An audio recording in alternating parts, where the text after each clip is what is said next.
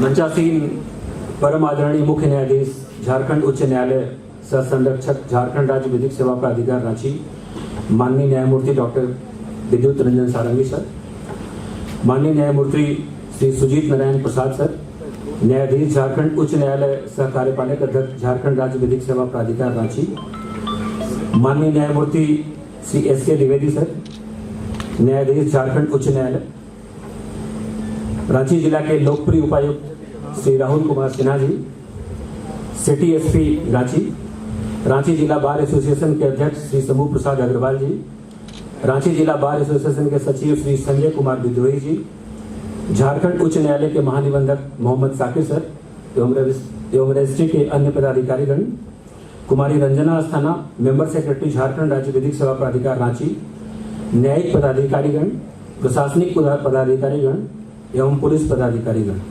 Ranchi bar association के उपाध्यक्ष एवं सम्मानित सदस्यगण, बैंक, एक्साइज, फॉरेस्ट एवं अन्य विभागों से आए सम्मानित प्रतिनिधि तथा कार्यक्रम के सूत्रधार, उपस्थित लाभुकगण एवं इलेक्ट्रॉनिक एवं प्रिंट मीडिया से जुड़े समस्त पत्रकारगण जो इस सभागार में उपस्थित हैं, मैं दिवाकर पांडे, न्यायायुक्त रांची सह जिला विधिक सेवा प्राधिकार रांची, आप सभी का हार्दिक अभिनंदन करता हूं।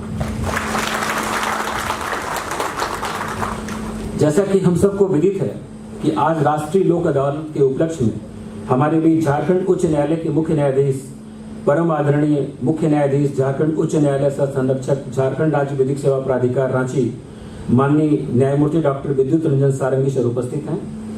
माननीय मुख्य न्यायाधीश को अपने बीच पाकर हम सब अभिभूत हैं। साथ में हम माननीय मुख्य न्यायाधीश के आभारी हैं कि उन्होंने राष्ट्रीय लोक अदालत के उपलक्ष्य में अपने प्रथम भ्रमण के रूप में व्यवहार न्यायालय रांची को चुना। इस हेतु माननीय मुख्य न्यायाधीश का दिल की गहराइयों से आभार। हम माननीय मुख्य न्यायाधीश का स्वागत जिला बार एसोसिएशन की तरफ से भी करते हैं तथा माननीय मुख्य न्यायाधीश की उपस्थिति इस अवसर की शोभा बढ़ाई है और जन सामान्य से जुटे छोटे मोटे सुलहनी मुकदमों के समझौते के आधार पर त्वरित निष्पादन करने के प्रति हमारी दृढ़ता को और संकल्पित और समृद्ध की है। माननीय मुख्य न्यायाधीश का इस कार्यक्रम में एक बार पुनः हार्दिक अभिनंदन। हमारे बीच माननीय न्यायमूर्ति श्री सुजीत नारायण प्रसाद सर, न्यायाधीश झारखंड उच्च न्यायालय सह कार्यपालक अध्यक्ष झारखंड राज्य विधिक सेवा प्राधिकार रांची की गरिमामयी उपस्थिति है। माननीय न्यायमूर्ति का मार्गदर्शन हम सभी के लिए सदैव से प्रेरणा स्रोत रहा है। माननीय न्यायमूर्ति के सक्षम प्रशासनिक मार्गदर्शन में झारखंड राज्य विधिक सेवा प्राधिकार ने राष्ट्रीय स्तर पर उल्लेखनीय उपलब्धियां हासिल की हैं। साथ ही जिला विधिक सेवा प्राधिकार रांची ने भी माननीय न्यायमूर्ति के दिशा निर्देश में जन सामान्य से जुड़े प्रत्येक पहलू जैसे विधिक सहायता, पीड़ितों को मुआवजा, विधिक जागरूकता एवं समय समय पर लोक अदालत तथा राष्ट्रीय लोक अदालत का सफलतापूर्वक क्रियान्वयन किया है। हम सभी माननीय न्यायमूर्ति के मार्गदर्शन हेतु उनके आभारी हैं। आज के कार्यक्रम में माननीय न्यायमूर्ति सुजीत नारायण प्रसाद सर का मैं हृदय तल से अभिनंदन करता हूं।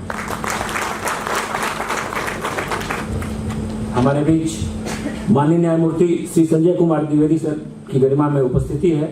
मैं माननीय न्यायमूर्ति का हार्दिक अभिनंदन करता हूं। मंचासीन रांची जिला के लोकप्रिय उपायुक्त श्री राहुल कुमार सिन्हा जो जिला विधिक सेवा प्राधिकार रांची के उपाध्यक्ष भी हैं, का सहयोग हम सभी को निरंतर मिलता रहा है। इस अवसर पर मैं उपायुक्त श्री राहुल कुमार सिन्हा का भी हार्दिक अभिनंदन करता हूं। हमारे बीच उपस्थित रांची जिला के सिटी एसपी श्री राजकुमार मेहता जी भी उपस्थित हैं। मैं उनका भी हार्दिक अभिनंदन करता हूं। हमारे न्यायिक सिस्टम में एक कहावत है कि बार व बेंच एक ही रथ के दो पहिए हैं। इस सूक्ति को रांची जिला बार एसोसिएशन के द्वारा अक्षरशः पालन किया गया है और सही साबित किया गया है। रांची में बार एवं बेंच का संबंध बाकी जिला के लिए अनुकरणीय है। महोदय, जैसे ही आप सबके आगमन की सूचना हम सभी को प्राप्त हुई, रांची बार एसोसिएशन की तरफ से एक प्रस्ताव मेरे समक्ष लाया गया और यह निवेदन किया गया कि हम लोग भी माननीय न्यायमूर्तिगण का साथ में स्वागत करना चाहते हैं। उनकी यह पहल सराहनीय थी। मैंने उनकी भावनाओं से माननीय न्यायमूर्ति श्री सुजीत नारायण प्रसाद सर एवं माननीय मुख्य न्यायाधीश को अवगत कराया और इस आशय का निवेदन किया, जिस पर न्यायमूर्ति द्वय ने इस प्रस्ताव को सहर्ष स्वीकार किया। मैं पुनः न्यायमूर्तिगण का हृदय से आभारी हूँ। अतः मैं व्यवहार न्यायालय रांची परिवार की तरफ से रांची बार एसोसिएशन के अध्यक्ष श्री समूह प्रसाद अग्रवाल, सचिव श्री संजय कुमार विद्रोही, उपाध्यक्ष श्री बीके राय एवं बार के समस्त सदस्यों का हार्दिक अभिनंदन करता हूँ। हमारे बीच झारखंड उच्च न्यायालय के महानिबंधक श्री मोहम्मद साकिब सर भी उपस्थित हैं, मैं उनका भी हार्दिक अभिनंदन करता हूँ। इस सभागार में उपस्थित हमारे बीच कुमारी रंजना अस्थाना सचिव झारखंड राज्य विधिक सेवा प्राधिकार भी उपस्थित हैं, मैं उनका भी स्वागत करता हूँ। अंत में मैं उपस्थित प्रिंट एवं इलेक्ट्रॉनिक मीडिया के समस्त प्रतिनिधियों का हार्दिक अभिनंदन करता हूँ तथा उम्मीद करता हूँ कि जिला विधिक सेवा प्राधिकार के उद्देश्य एवं जन सरोकार से जुड़ी हुई योजनाओं की जानकारी आम जन को आप समय समय पर प्रभावी रूप से पहुंचाते रहेंगे। और आखिर में मैं उन सभी लोगों का हार्दिक अभिनंदन करता हूं जिन लोगों ने आज के आयोजन को मूर्त रूप देने में अपनी उल्लेखनीय भूमिका निभाई है। Thank you for your warm welcome address. Now I would like to request Shri Sanjay Vidrohi, Secretary Ranchi Bar Association, to deliver welcome address on behalf of Ranchi District Bar Association to this august gathering. लेकिन मैं शुक्रगुजार हूं हमारे न्यायायुक्त महोदय का, जिन्होंने bar association के लिए जो बातें कही है वो मेरे कल्पना से भी परे की बात है। इतना सम्मान पाना अपने आप में एक मिसाल है। अब मैं कुछ बातें रखना चाहता हूं क्योंकि ये बहुत बड़ी एक आज घटनाक्रम है कि झारखंड के मुख्य न्यायाधीश अपने कार्यकाल में ज्वाइन करने के बाद इतने कम समय में रांची जिला आकर हम लोगों को आशीर्वाद देने का काम कर रहे हैं। सभी को मेरा पहले जोहार है। झारखंड उच्च न्यायालय के माननीय मुख्य न्यायाधीश श्री विद्युत रंजन सारंगी जी का मैं राष्ट्रीय लोक अदालत के इस समारोह में हार्दिक अभिनंदन करता हूं। साथ ही उपस्थित माननीय जस्टिस सुजीत नारायण प्रसाद जी का, माननीय जस्टिस संजय कुमार द्विवेदी जी का, माननीय उपायुक्त महोदय राहुल सिन्हा जी का, माननीय सिटी एसपी राजकुमार मेहता जी का, झारखंड हाई कोर्ट के रजिस्ट्रार जी का और हमारे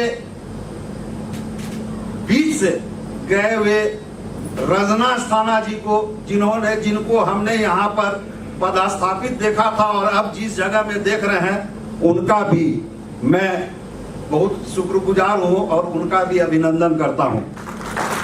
माननीय न्यायायुक्त महोदय जितने भी सीनियर डिवीजन के हैं हमारे सिविल कोर्ट में, जूनियर डिवीजन के जितने भी न्यायाधीश हैं, मैं सभी न्यायिक पदाधिकारी गण का, झालसा से आए हुए जितने भी न्यायिक पदाधिकारी वहां पदस्थापित हैं, हाईकोर्ट से आए हुए जितने भी न्यायिक पदाधिकारी वहां पदस्थापित हैं, मैं सबका अभिनंदन करता हूं। मैं रांची जिला बार एसोसिएशन के अध्यक्ष तथा सभी निर्वाचित पदाधिकारी गण एवं कार्यकारिणी के सदस्यों का तथा तमाम अधिवक्ताओं का आप सभी को मैं पूर्ण दिल से हार्दिक अभिनंदन करता हूं। जितना मैंने इनके विषय में माननीय मुख्य न्यायाधीश श्री विद्युत रंजन सारंगी जी के विषय में जाना है और उनके अनुसार न केवल आप भारतीय, जितना उनके विषय में जाना है उसके अनुसार न केवल आप भारतीय न्यायपालिका के एक प्रतिष्ठित न्यायविद और दिग्गज न्यायाधीश हैं, बल्कि एक बहुत अच्छे इंसान भी हैं। लोक अदालतों में जो स्वतंत्र और निष्पक्ष तरीके से पक्षों को उनके विवाद के सौहार्दपूर्ण समाधान तक पहुंचाने के प्रयास में सहायता कर रही है, इसमें आपकी इच्छा शक्ति, इन्हें प्रभावित आकार देने में आपका प्रयास अत्यंत सराहनीय है। आपकी मौजूदगी से पूरे अधिवक्ता समाज में खुशी की लहर है। आप बार के लिए एक नई उम्मीद लेकर आए हैं और आपको सम्मानित करना हम सब के लिए खुद को सम्मान करने की बात है। आम नागरिकों को न्याय प्रदान करने के लिए महामहिम की अटूट प्रतिबद्धता से हम सब वाकिफ हैं और यह हम सब के लिए गौरव की बात है। न्यायपालिका को आकार देने में आपके नेतृत्व और दूरदर्शिता ने महत्वपूर्ण भूमिका निभाई है और विधिक परिदृश्य में आपका योगदान अमूल्य है। न्याय के लिए आपका समर्पण हम सभी के लिए प्रेरणा है। कृपया हमारी हार्दिक बधाई कुछ खास बातों के साथ स्वीकार करें। ऐसा लगता है मानो रांची सिविल कोर्ट के कुछ अधूरे पड़े कार्य शायद आपकी ही राह देख रहे थे और हम इसकी चर्चा आपसे करना चाहते हैं। सत्र 2017-19 में जब मैं रांची जिला बार एसोसिएशन का महासचिव था तो वेब काउंटर के उद्घाटन के लिए कार्यवाहक मुख्य न्यायाधीश माननीय श्री DN पटेल जी आए थे। उस समय मैंने रांची जिला बार के लिए जगह की जरूरत की बात की थी, जिसे उन्होंने संज्ञान में लेकर इस एजेंडा को झारखंड उच्च न्यायालय के हाई लेवल इंफ्रास्ट्रक्चर कमेटी के माध्यम से बार के लिए बगल के शिक्षा विभाग की जमीन को बार को देना सुनिश्चित किया था, ऐसी मुझे जानकारी है। आपसे अनुरोध है कि स्थान उपलब्ध कराने की प्रक्रिया को गति देते हुए सरकार से बार एसोसिएशन को आवंटित भूमि को दिलवाने का कष्ट करें और यह कार्य आपके ही कार्यकाल में निष्पादित हो तो अधिवक्ताओं को काफी हर्ष होगा। दूसरी बात कि रांची सिविल कोर्ट किसी भी मुख्य सड़क से जुड़ा हुआ नहीं है, जबकि यह झारखंड का सबसे बड़ा व्यवहार न्यायालय है और राज्य की राजधानी में स्थित है। यहां पर कई विशेष न्यायालय का भी कार्य चलता है और 50 से अधिक न्यायालय कार्य कर रहे हैं, जिस कारण प्रतिदिन यहां पर अति विशिष्ट लोग, जनप्रतिनिधि सहित हजारों की संख्या में मौकिल यहां आते हैं, जिनकी कोर्ट में हाजिरी दी जाती है। कई मौकिल तो बाहर से आए लोगों को न्यायालय पहुंचाने का की छोड़िए, इसे ढूंढने में ही काफी मशक्कत करनी पड़ती है। यहां पहुंचने के लिए पब्लिक ट्रांसपोर्ट सिस्टम नहीं है, जिससे ग्रामीण इलाके से आए व्यक्तियों को आर्थिक एवं मानसिक परेशानी झेलनी पड़ती है। अतिशयोक्ति न समझा जाए तो कहना उचित होगा कि शहर की बहुमंजिली इमारतों के बीच सिविल कोर्ट खो गया है। अगर इसे खोजना पड़े तो ड्रोन कैमरा से ढूंढना पड़ता है। आपसे आग्रह है कि शहर के मुख्य मार्ग से जोड़ते हुए सिविल कोर्ट के लिए एक विशेष मार्ग दिया जाए तथा व्यवहार न्यायालय से दक्षिण पूर्व स्थित कॉमर्शियल डिपार्टमेंट के जमीन को भी सिविल कोर्ट को स्थानांतरित करने हेतु झारखंड हाई कोर्ट की हाई लेवल इंफ्रास्ट्रक्चर कमेटी के द्वारा सरकार को जो बात कही गई थी उसे भी संज्ञान में लेते हुए मार्ग दिलाने का काम किया जाए और एक पार्किंग की व्यवस्था करवा दें, जहां केवल कोर्ट कार्य के लोग अपनी गाड़ी लगा सकें, तनाव रहित होकर अपना काम निपटा सकें। अधिवक्ता भी ऐसा महसूस कर रहे हैं कि बाजार में नहीं बल्कि न्याय के मंदिर में कार्य कर रहे हैं। माननीय, हम आपके लिए प्रेरणा स्रोत, आप हमारे लिए प्रेरणा स्रोत हैं और विधिक सेवा के रूप में आपके समर्पण से हम सबको जीवन में आगे बढ़ने के लिए नई ऊर्जा प्राप्त होती है। हम पुनः आप सबों का हृदय से अभिनंदन करते हैं। पुनः सबको जोहार। जय Jharkhand. Request my Lord Honorable Dr. Justice Vidit Ranjan Sarangi, Chief Justice, High Court of Jharkhand, Combatant in Chief Jalsa, to kindly share your valuable perspectives and reflections, which we believe will greatly enrich our event and inspire our confidence. My Lord, we would be deeply grateful if you could kindly share a word of blessings with us.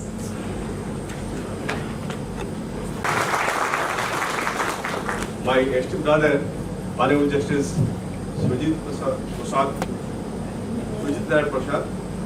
and my esteemed brother, Justice Dwivedi, all the dignitaries on the dais and off the dais, with special reference to the advocates friends who are present here, and all the litigant public who are seeking justice and present here, the Registrar General of High Court of Jharkhand ST, the Member Secretary and the ST, the all other judicial officers, and the print and electronic media persons who are present here to convey the message to the public. Really, I am delighted to be here in 13th Lok Sabha, the National Lok of this year, which is scheduled to be held today. I never had an occasion to see that how the National Lok Sabha is conducted in state of Jharkhand. Really, I am indebted to the administrative judge of Ranchi and also the chairman of the Jalsa, who requested me at least we should see how the function is going on. It is not that he wanted to see how it is being done here, rather he wants to get a progress report of himself, how he is conducting himself the local here. Because whatever training he has received from Odisha, how he is delivering here and how it is being done, it is the things which he wants to show me. Really, I am amazed to see that he has gone much tired of the things which I have not expected. Really, I am thankful to Justice Prasad that he has taken a lot of care to do these things. And I hope Lord Jagannath will shower blessings on him. He must reach the highest pinnacle of this judiciary so that Jharkhand state will benefit like anything. Now, coming to the question of demand raised by the Bar Association. Really, I am feeling very happy. I don't know why I feel so happy. Because I am just reminded of my own days, because I have come from that bar. And I am still feeling that I am continue with that bar also. And more particularly, I think that whenever any function goes in bar, then anybody comes, we will have some problem somewhere, we will put it in where we would like. And that's only put by the secretary. I am really very happy. He has put the problems to us. But the only question is, can all the problems be sorted out? Answer is no, not yes. But it can be considered. So whatever demands the Bar Association made, that we will consider. No question of any statement giving, yes, we will do it. Because that audacity we have not got. And we are all in one family. Even if you say that your palm contains 5 fingers, it has got different sizes. And different sizes fingers have to do different types of work. Therefore, everybody has to be assigned different types of work here. And you are doing your work, we are doing our work, the commissioner doing his own work, the district commissioner they are doing their own work. Therefore, if you combine together, you will form a farm fist. And this farm fist will help you to progress. Therefore, my view is, whatever demands is meted out by the secretary, that has to take a note of, and it will consider as and when the occasion arises. Are you satisfied, sir? All right, thank you. I believe that my tenure as a judge, it relates back to the date I was become a lawyer, and I had got 27 years of practice experience, and that 11 years of judgeship. And after this 11 years of judgeship, I may go back to you once again. And I feel that bar is my mother, and I am again go back to my mother's lab to have the practice or to have some instruction to have memory. These are the things I have kept in mind. I don't know what will happen thereafter, but I really feel when Bar Association makes a demand to us, say that you do this, do that, this commitment is given, that commitment is given, that will be taken care of properly at the proper time. Now coming to the question, then why this Lok Adalat? Lok Adalat, I can understand.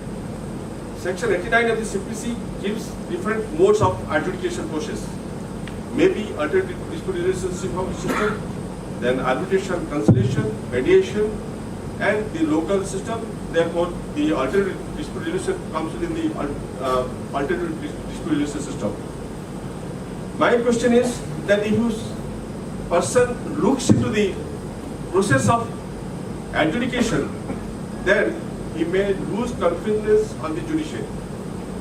Reason being, it is a time-consuming process, and certainly you can't say that it is a time-consuming process means the law has to be abided by. If suppose you say that one petition filed today, वो तो खारिज हो गया, दूसरा petition काल file करे lawyer लोग, उसको भी हम सुनेंगे, कुछ ऑर्डर होगा, उसमें अपील में जाएगा, रिवीजन में जाएगा। तो ये क्या होता है, कुछ टाइम लगेगा। तो इसमें the confidence of the litigant they are losing, but this is the method which are adopting, that at least for the spirit delivery of justice, which is within the mandate of Article 21 of the Constitution, we are trying to give the people. Therefore, the steps you have taken for Lok Adalat is meant for the same. And more particularly, I understand that the bank, excise, forest, electricity, and other matters which are petty matters which are required to wait for some time, that is being solved in the Lok Adalat with better understanding and better situation.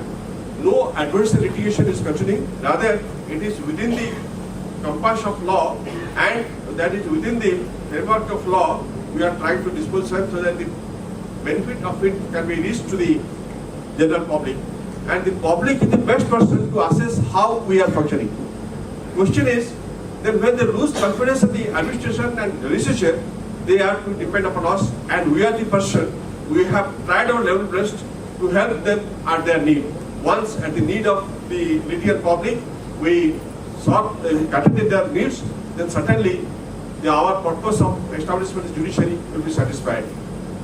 I must thank all these judicial officials, all these staffs, all these persons who are involved in the issues for giving this benefit to the litigant public, and that too the steps which have taken to provide the speedy disposal of justice is well commendable, and I understand that my brother and sister judges, they are taking maximum care, and they see that yes, our Jalsa should rise to the occasion, and Jalsa should take necessary steps for the purpose of achieving the goal of administration of justice in a speedier manner.